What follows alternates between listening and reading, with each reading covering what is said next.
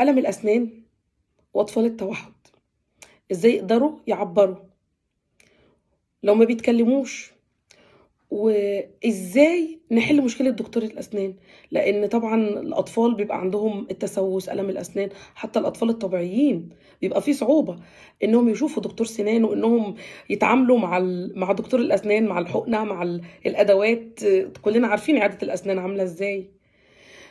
بس طفل التوحد بالذات ليه حالة خاصة، مش سهل. أنا ابني غير ناطق، تعبيره عن الألم إن هو ممكن يصرّخ، إن هو ما بيعيّطش، هو ممكن يصرّخ، فهو بيصرّخ، بس هو في حاجة واجعاه، بس إيه هي؟ وأنا مش عارفة برضه، هل بطنه، هل ابتديت إن أنا أبُص في الأسنان، هي ليه ما يكونش ممكن ألم السنان؟ آآ طبعًا صعوبة شديدة جدًا في إن أنا أروح لدكتور سنان. أنا أول مرّة ابني راح لدكتور سنان علشان بس يشوف سنانه ويعمل له الحشو، أو إن هو أخد بنج كلّي. طب وبعدين، هو إحنا كل ما هيحتاج دكتور السنان هياخد بنج كلّي؟ فكانت بالنسبة لي كان وضع صعب، يعني وضع صعب إن ابني يدخل مستشفى وياخد بنج عشان سنان. فأنا كنت شايفة إن ده كتير. طب إيه الحل؟ الحل إن أنا كلمت دكتورة أسنان، هي ما بتتعاملش مع أطفال التوحد، بس أنا باتعامل معاها من سنين طويلة أوي. فلمّا قُلت لها على حالة ابني، قالت لي: "أنا هاجرّب هاشوف." قالت لي: "بس مش هاوعدِك إن أنا هاخده." على فكرة ودي حاجة مهمة جدًا، تقبُّل الأشخاص الآخرين، وإن هُم فعلًا يبقوا حابين إن هُم يساعدوا. الطفل عنده صعوبات كتير، بس هُم حابين إن إحنا هنشارك التجربة، ما يمكن تنجح. قالت لي: "أنا هاشوفه." وبالفعل هي شافته. هو في أول مرّة كان اللقاء كان صعب شوية، خصوصًا إن هو إيه، أول مرّة يخش عيادة أسنان، أول مرّة المنظر بيبقى حتى لينا إحنا الكبار، الموقف بيبقى برضه مُهيب، عيادة الأسنان وهنخلع أو هنحشي، أو هو بنحس بالألم. فكان بالنسبة له صعب. لكن الألم هو برضه كان أصعب، وإن أنا اتكلمت معاه قبل ما نروح: أنت سنانك واجعاك، وإنك لازم هتشوف الدكتورة، وإنك لازم، وخلّيك جميل عشان أنا هادّيك الحاجة اللي أنت بتحبها. ساعتها أنا باضطر أجيب الحاجة اللي هو بيحبها، هو أكتر حاجة بيحبها البونبون أو الحاجة الحلوة، فأنا جبتها معايا وكنت ماسكاها في إيدي: لمّا أنت هتخلّص أنا هادّيك. بس أنا ما كنتش متخيلة إن الفكرة دي هتنجح كمان عند دكتورة الأسنان. صعب، وابني فرط حركة شديد، فإن إزاي، يعني لازم كلنا هنمسكه، وطبعًا السنان ما ينفعش حد يمسكه، هو لازم يبقى قاعد على الكرسي، ولازم يبقى هادي، ولازم يبقى متقبّل. فأول مرّة أنا نفسي استغربت، فالدكتورة بتقول له: "افتح." ففتح بُقّه، فين الوجع؟ هو بعض كلمات. آآ ممكن ابني اختلاط ما بين الفرنساوي وما بين العربي، فهو إحنا بنقول في مصر، بنقول على أي حاجة بنقول واوا، يعني أي وجع، أي حاجة. فأنا من كتر ما أنا من وهو صغير لمّا جيت أعلّمه ما قُلتلوش ده جرح أو ده ألم، لأ، كنت باقول له واوا. وده طبعًا حاجة غلط، إن أنا المفروض أي معلومة بادّيها لطفل التوحُّد لازم تبقى المعلومة صح، لازم تبقى الكلمة صح. ف فالدكتورة قالت له، قال لها: "واوا." "واوا؟" فقالت لي: "يعني إيه؟" قُلت لها: "يعني ده ألم يعني." فقالت له: "طيب يعني فقالت له: "فين الواوا؟" يعني هي الدكتورة لإنها حد فعلًا، يعني حد جميل أوي، يعني هي نطقت الكلمة لمّا عرفت إن دي معناها ألم، فهي قالت له: "فين الواوا؟" فهو بقى ماشي بيشاور لها بصابعه، فابتدى يحس، هو نفسه ابتدى يحس بالراحة، لإنه حَس إن الشخص اللي قدّامه هو شخص متقبّله، سواء الحلاق، سواء الدكتور، سواء الدكتورة النفسية، سواء دكتورة الأسنان، سواء لمّا بيروح يعمل تحليل دم. لأ، هو فعلًا بيحس بالتقبُّل، زي ما هو بيحس بالشخص اللي قدّامه إن هو في نفور منّه، مش ظاهر عليه، بس هو من جوّاه هو أنا باعمل الواجب بتاعي، هو ده شغلي فأنا باعمله وخلاص. لأ، لو شغلك وبتعمله وخلاص من غير ما لأ، طفل التوحُّد بالذات حالة مختلفة. ده اللي أنا لاحظته في تجربتي مع ابني في تعامله مع كل الناس، على فكرة، سواء قرايب، سواء أغراب، سواء جيران، سواء أصحاب. المهم الدكتورة هي فعلا اللي قدرت تعمله له ان هي كان في وجع في ضرسه، فانا قلت لها ممكن تخلعيه. فهي اتخضت قالت لي لا اخلعه ده اول مره، وقالت لي لا ازاي ما ينفعش من اول مره. فهي حشت له ضرسه و... وفي الاخر هي عندها لعب هي مخليها للاطفال بس لان بيجي لها اطفال طبيعيين، فاللي هو ايه يعني زي مكافاه. فهي فعلا طلعت له شنطه اللعب كلها وقالت له اختار، فاختار اللعبه اللي هو عايزها.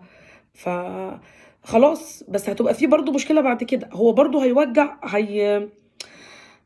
سوري يا جماعه، هو هيعبر عن الالم ازاي؟ آه...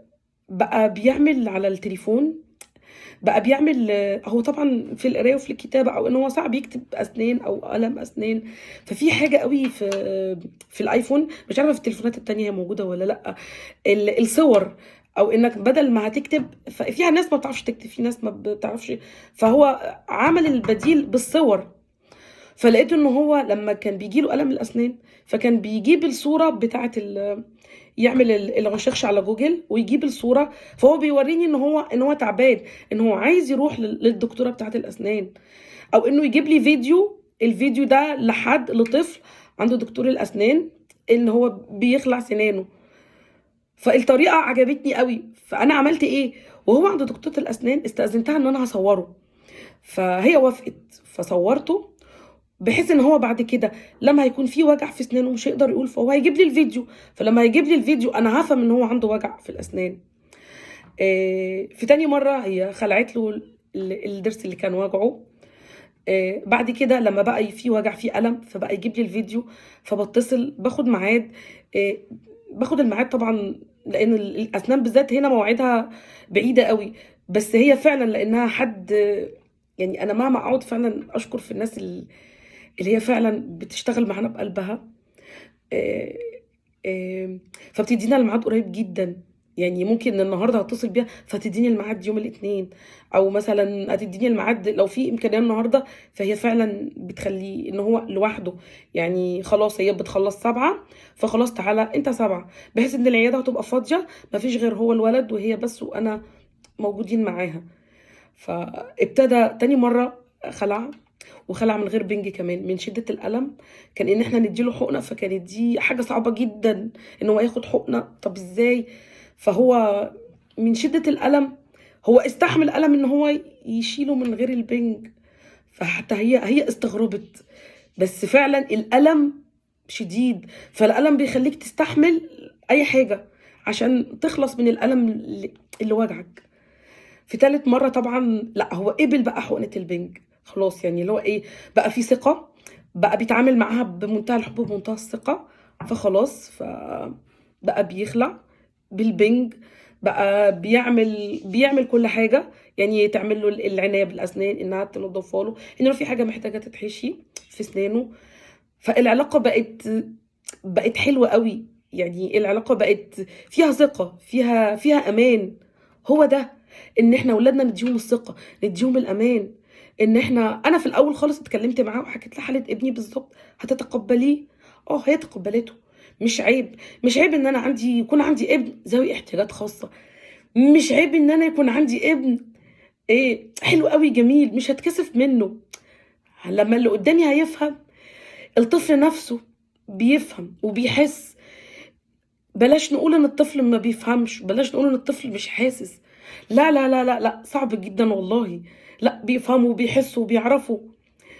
يمكن يكون في ناس كتير واعيين وفاهمين وما عندهمش اي مشاكل صحية، لكن بالرغم من كده هم مفتقدين لحاجات كتيرة قوي إنسانية. فنتعامل مع أولادنا بحب واهتمام، وإنه شخص طبيعي في الآخر، هو شخص طبيعي، ودايما مبدأ الثواب ومبدأ العقاب، وإن شاء الله ربنا يشفي كل أولادنا يا رب. Lève le Wawa. Wawa. Attends, prends ça, prends ça. Prends ça dans la main.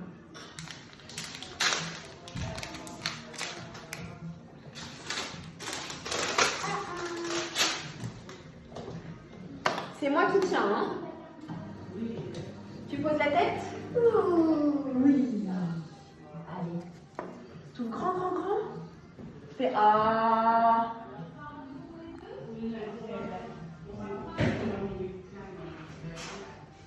Oh, bah, elle bouge pas beaucoup celle-là.